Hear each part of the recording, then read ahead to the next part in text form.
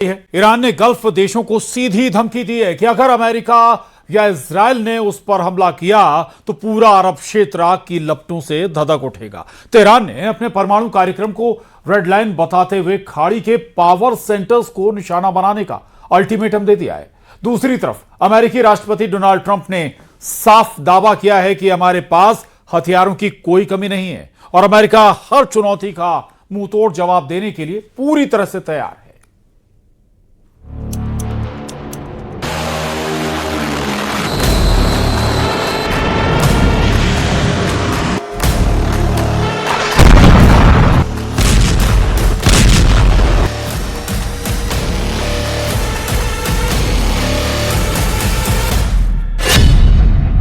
Iran की अरब देशों को धमकी, अमेरिका का साथ दिया तो भस्म कर देंगे।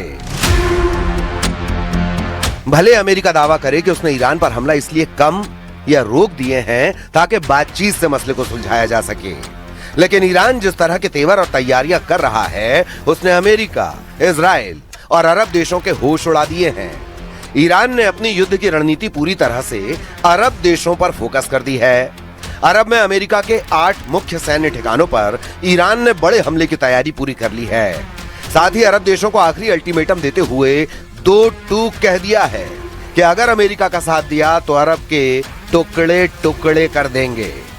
इधर दूसरी तरफ कुछ खबरों में दावा किया गया है कि ईरान परमाणु बम बनाने के करीब है।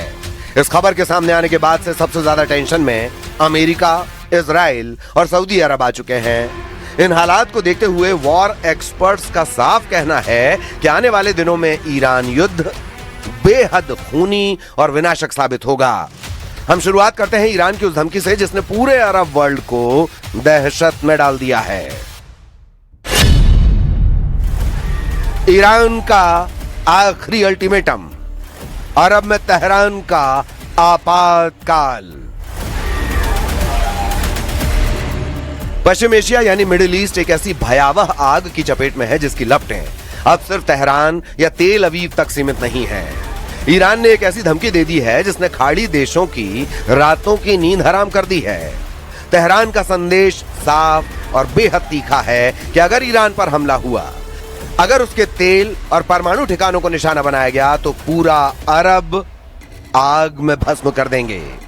गल्फ कंट्रीज यानी सऊदी अरब, संयुक्त अरब अमीरात यानी यूएई, कतर और कुवैत, इन सभी देशों के ऊर्जा केंद्रों पर ईरान की मिसाइलों की सीधी नोक है। दुनिया के सबसे बड़े तेल और गैस ढांचों को तबाह करने की चेतावनी दी जा चुकी है।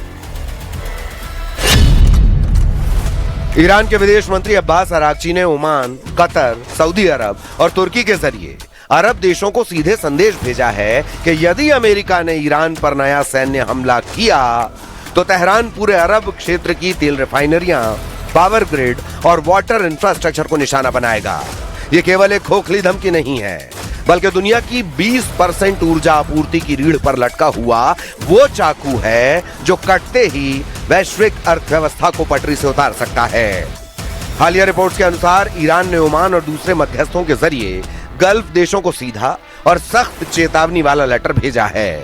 इस चेतावनी का लब्बुलुआब यह है कि अगर गल्फ देशों ने अपने एयर स्पेस या अपनी जमीन का इस्तेमाल अमेरिका या इजराइल को ईरान पर हमला करने के लिए करने दिया तो तेहरान उन्हें अमेरिका का सहयोगी मानकर उनकी रिफाइनरीज, गैस पाइपलाइनों और पोर्ट्स को फूंक देगा। यही वजह है कि रियाद से लेकर अबू धाबी तक भारी खलबली है। खाड़ी देश इस युद्ध में न्यूट्रल रहने का दबाव बना रहे हैं और वॉशिंगटन पर लगातार ये जोर दे रहे हैं कि वो तेहरान के खिलाफ ऐसा कोई कदम ना उठाए जिससे पूरा मिडिल ईस्ट बारूद के ढेर में तब्दील हो जाए। ولی خب ادامه پیدا کرد. رهبر جدید عزیز ما دوباره انتخاب شد. امکان ارتباط با ایشون الان خیلی سخته، ولی به هر حال بودنش نقطه قوت بسیار بالایی است برای ما که بتونیم روند رو ادامه بدیم. ट्रंप का बहुत बड़ा दावा, हमारे पास हथियारों का नया जखीरा। ईरान पर लगातार हमले अमेरिका के लिए आर्थिक और सैन्य रूप से बेहद महंगे साबित हो रहे हैं। कुछ रिपोर्ट्स में दावा किया गया है कि अमेरिकी हथियारों के घटते भंडार, जिसमें ATACMS यानी आर्मी टैक्टिकल मिसाइल सिस्टम में 80 से 90% तक की कमी आ चुकी है।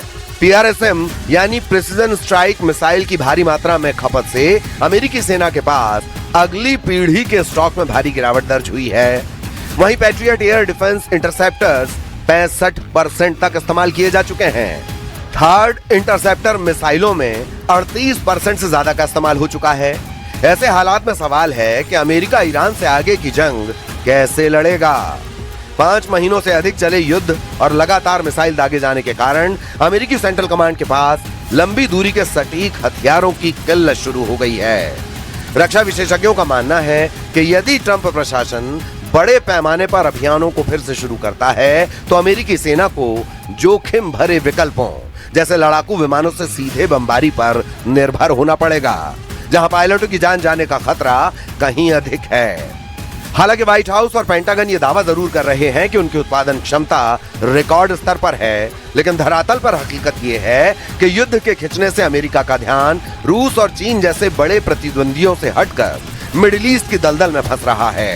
लेकिन ट्रंप के नए दावे कुछ और ही हकीकत बयां कर रहे हैं। was asked to by Saudi Arabia, by UAE, and by Qatar, and by Iran.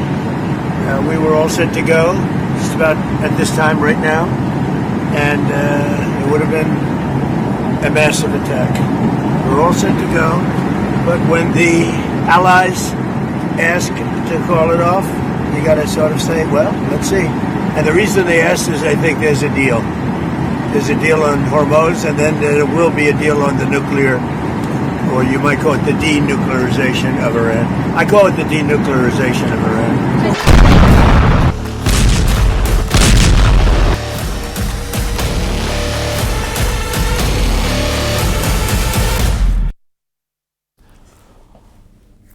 और बुलेटिन में बस इतना ही। खबरें लगातार जारी हैं।